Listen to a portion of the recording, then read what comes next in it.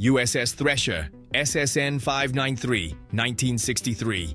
USS Thresher, SSN 593. On April 10, 1963, Commander John Wesley Harvey guided USS Thresher out of Portsmouth Naval Shipyard in New Hampshire, beginning what should have been a routine deep diving test following 9 months of overhaul and maintenance. The 40-year-old commander led 129 crew members and civilian technicians aboard the nuclear-powered attack submarine, one of the most advanced vessels in the U.S. Navy fleet. Thresher was designed to dive deeper than any previous American submarine, with a test depth of 1,300 feet, allowing it to operate far below the range of enemy detection and weapons. The submarine had completed extensive repairs and needed to prove it could still perform at maximum depth before returning to active duty. But naval engineers had concerns they kept quiet.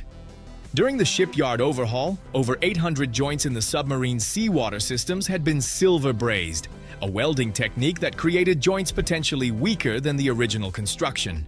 Quality control inspections had been rushed to meet the Navy's demanding schedule for returning the submarine to service. Several technicians had privately expressed doubts about whether all repairs met the strict standards required for deep diving operations, but pressure to complete the overhaul on time overruled these safety concerns. The test dive was scheduled to prove the submarine's readiness, but it would instead expose fatal flaws in the repair work. At 7:47 a.m. on April 10th, Thresher submerged off the coast of Cape Cod, beginning a series of progressively deeper test dives monitored by the submarine rescue ship USS Skylark on the surface. The first several test depths proceeded normally, with Thresher's crew reporting all systems functioning correctly as they descended through 400 feet, then 600 feet, communicating regularly with Skylark through underwater telephone. Commander Harvey followed standard procedures, pausing at each test depth to verify the submarine's hull integrity and mechanical systems before proceeding deeper. Everything appeared normal as Thresher passed 1,000 feet, approaching its maximum certified diving depth. At 9:13 a.m., with Thresher at approximately 1,300 feet, Skylark received a garbled message indicating the submarine was experiencing minor difficulties. The transmission was partially obscured by underwater acoustic interference, but the words "experiencing minor problem" and "attempting to blow" were clearly heard. Request permission to engage with intent to conduct a smash. Over. Lieutenant Commander Stanley Hecker aboard Skylark immediately recognized that Thresher was trying to use compressed air to blow water from its ballast tanks, the standard emergency procedure for achieving positive buoyancy and surfacing rapidly. For the next 2 minutes, Skylark's crew listened anxiously for further transmissions, but heard only silence broken by occasional mechanical sounds transmitted through the water. At 9:17 a.m., a final transmission came from Thresher's position. The voice was calm but strained, reporting the submarine's test depth with the phrase, "exceeding test depth." Then Skylark's sonar operators heard a horrifying sound. A prolonged crushing noise described as similar to a ship breaking apart, followed by complete silence. The submarine had exceeded its collapse depth, the point where water pressure overcomes the hull's structural strength. At 1,300 feet, water pressure exceeds 650 pounds per square inch, enough to compress the submarine's steel hull like a tin can. Investigation later revealed that a piping joint in the engine room had failed, likely one of the silver brazed repairs completed during overhaul. Seawater sprayed into the engine room at tremendous pressure, short-circuiting electrical systems and causing an automatic reactor shutdown. Without reactor power, Thresher lost the ability to maintain depth or generate compressed air to blow its ballast tanks. The submarine began sinking rapidly, descending past its test depth toward the crushed depth approximately 400 feet deeper. The crew attempted emergency procedures, but the flooded engine room prevented them from restoring power or stopping the descent. As Thresher passed 1,700 feet, the hull began failing structurally. Metal supports buckled under the enormous pressure, and seawater found weak points in joints and welds throughout the submarine. The implosion happened in milliseconds as the pressure hull collapsed inward with explosive force. The 129 men aboard died instantly, their bodies subjected to forces far beyond human survival limits as thousands of tons of water compressed the submarine's interior spaces. The Navy launched an immediate search operation using surface ships and submarines to locate Thresher's wreckage. For 5 months, specialized deep-sea search equipment scanned the ocean floor 8,400 feet below the surface. In August 1963, the bathyscaphe Trieste descended to the wreck site, capturing photographs of Thresher's remains scattered across a debris field stretching over half a mile. The submarine had been crushed into thousands of pieces, with the largest intact section being only 20 feet long. Investigation revealed that inadequate quality control during the overhaul had allowed substandard repairs to pass inspection. The tragedy led to the creation of the Sub-Safe program, establishing strict quality control standards for all submarine construction and repair work that continue today. Deep diving operations were suspended for over a year while the Navy redesigned safety systems and implemented new inspection procedures for every seawater system on every submarine. Russian submarine Kursk, K-141, 2000. On August 12, 2000, Captain Gennady Lyachin commanded the nuclear-powered cruise missile submarine Kursk during a major naval exercise in the Barents Sea, unaware that his 118 crew members had only hours to live. The 45-year-old captain led one of Russia's most modern submarines, an Oscar II-class vessel equipped with 24 cruise missiles and designed to hunt American aircraft carriers.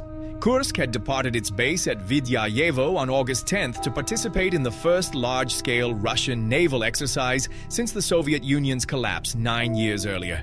The exercise involved over 30 ships and submarines demonstrating Russia's continuing naval power despite severe budget cuts that had left much of the fleet rusting in port. The exercise plan called for Kursk to fire practice torpedoes at a decommissioned destroyer serving as a target. The submarine's torpedo room held a deadly mix of weapons, including several HTP torpedoes using hydrogen peroxide as fuel. These torpedoes were known to be unstable, and several Russian submarine officers had refused to load them on their vessels due to safety concerns. But pressure to demonstrate capability during the high-profile exercise overruled caution, and Kursk loaded the dangerous weapons for the planned attacks. Northern Fleet Headquarters knew the risks, but chose not to delay or cancel the exercise despite warnings from experienced submarine commanders about the torpedoes' unreliability.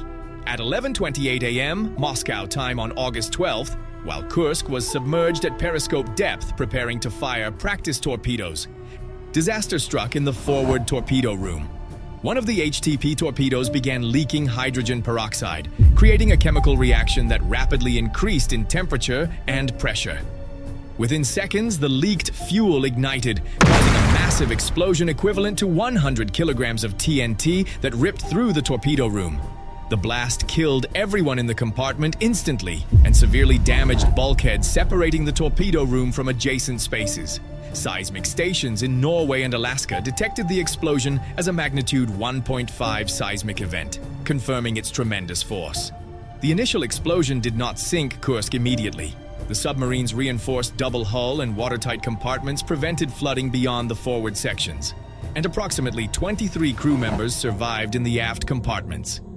These men sealed themselves behind watertight doors, hoping rescue would come before they ran out of air. But their situation was desperate. The submarine was lying on the ocean floor at 350 feet depth, too deep for the men to escape using emergency equipment. Captain Lieutenant Dmitry Kolesnikov, who had survived in the 9th compartment, began writing notes documenting the crew's final hours, listing the names of survivors and recording the steadily worsening conditions as carbon dioxide built up in the sealed compartments. 2 hours and 15 minutes after the first explosion, Kursk was destroyed by a second, far more powerful blast. The fires from the initial explosion had reached the remaining torpedoes stored in the damaged forward compartment. This second explosion, equivalent to 7 tons of TNT, was detected as a magnitude 3.5 seismic event and effectively destroyed the entire forward half of the submarine. The blast was so powerful that it lifted Kursk's 14,000-ton hull slightly off the bottom before it settled back down. The remaining survivors in the aft compartments were subjected to massive shock waves that traveled through the submarine structure, causing additional injuries and equipment damage. Russian naval authorities detected the explosions immediately, but failed to respond effectively. For crucial hours, Northern Fleet commanders insisted publicly that nothing was wrong, claiming the submarine was operating normally. They refused international offers of rescue assistance from Norway, Britain, and the United States, citing national security concerns and pride. Only after 4 days did Russian authorities finally accept foreign help, but by then it was far too late. When Norwegian and British divers finally reached Kursk on August 21st, 9 days after the disaster, they found all 118 crew members dead.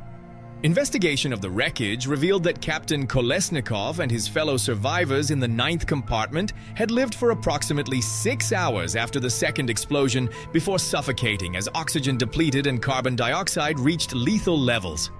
The investigation revealed that the explosion was caused by hydrogen peroxide leaking from a practice torpedo designated 6576A. The fuel reacted with rust and organic material in the torpedo tube, creating heat that ignited the torpedo's fuel supply.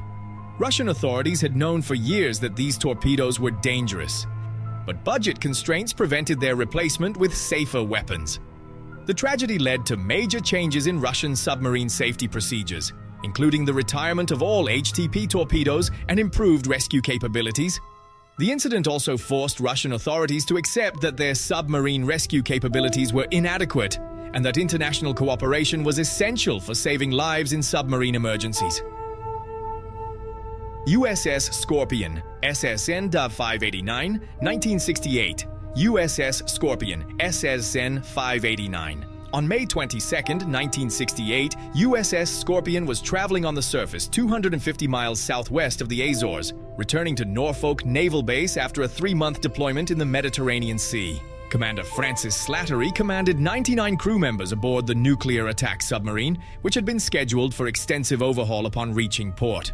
The submarine was 6 days from home, and crew members were looking forward to reuniting with families after the long deployment. Scorpion transmitted a routine position report at 12:42 Greenwich Mean Time, confirming it was proceeding at 18 knots on schedule to reach Norfolk on May 27th. That transmission was the last anyone heard from Scorpion or its crew, but naval intelligence had received disturbing information before Scorpion began its journey home.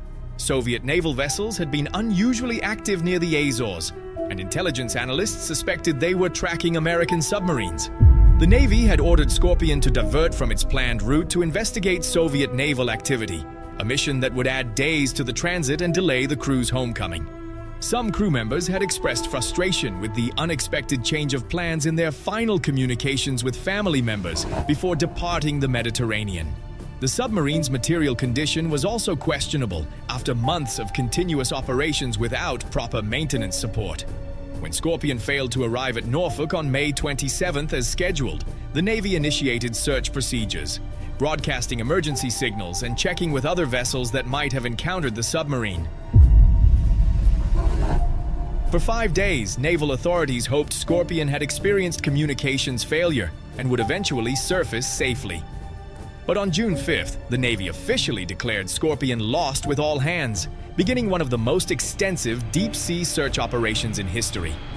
Dozens of ships and aircraft searched thousands of square miles of Atlantic Ocean, using sonar and underwater listening devices to locate any trace of the missing submarine. In October 1968, 5 months after Scorpion's disappearance, the Navy located the submarine's wreckage on the ocean floor at a depth of 10,000 feet. The submarine had been torn apart with debris scattered over a large area, suggesting a catastrophic internal explosion rather than a gradual sinking from flooding. Deep-sea photographs showed the hull had been broken into several major sections, with the sail separated from the main pressure hull. The destruction was so complete that investigators struggled to determine what had caused the disaster. The official Navy investigation concluded that Scorpion likely suffered a catastrophic failure of one of its Mark 37 torpedoes, causing an explosion that breached the hull and sent the submarine plunging beyond crush depth.